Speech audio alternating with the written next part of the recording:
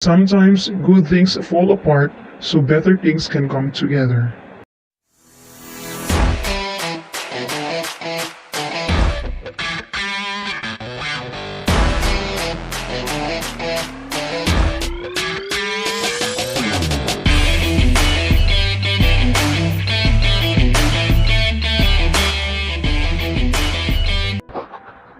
Hi everyone, I am Joven Nilibut-Libot, 30 years old, left BKA or below the knee amputee, and this is my story. I grew up in a simple and happy family. My father is a carpenter, and my mother is a manicurist. I was born normal and no disability, but got involved in a vehicular accident which leads me to amputation back in 8th of December, year 2015. It was horrible and heartbreaking. I was downtrodden and I thought that it was the end of my life. But during those times, I am so thankful to my family for always being there for me. They lifted me up when there's a time that I break down. Month after the accident, I was still devastated, yet I also know that God has another plan for me.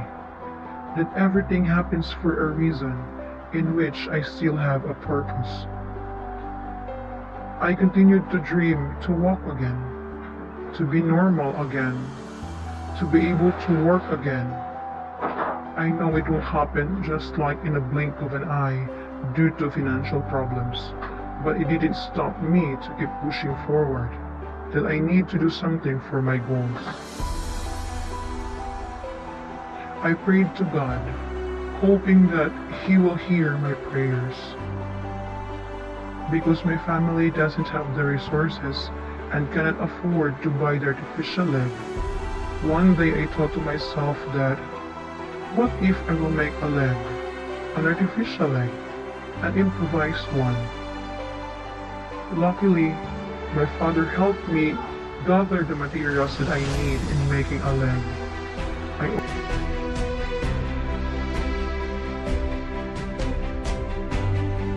I only used leftover construction materials such as PVCs and woods came from the construction sites where my father works. And I thank God because even if it's just made of PVCs, I am proud of myself because it was my very first time that I able to walk again, that I have a leg again, and I can start over again. I was so happy. I practiced walking with a cane as a support at first until I managed to walk by myself without it. I practiced every day. A year passed by. I was able to make 5 legs. The 5th leg was made of fiberglass because I met a Norwegian bilateral friend who gave me some leg parts and I started to fabricate. I did my research. I used Google and YouTube so I can garner ideas on how to make a leg using those materials that he gave to me. Even if it's not a formal training, at least I'm able to have knowledge on this field. After that, it became a hobby to make an artificial leg. It was my stepping stone for my goal, which is to be able to attend a formal training so I can be a prosthetic technician and help those in need. 1 year passed by again, another door opened. The DSWD, or Department of Social Welfare and Development, granted my sponsorship for an artificial leg from a licensed prosthetist and prosthetic technicians. In that very moment, I met the very first person who believes in me and my capabilities. He assisted, hired, and helped me to get a job and to have a formal training as a prosthetic technician in their company.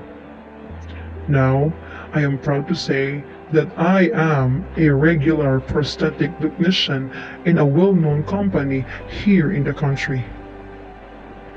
I also do counseling to our patients.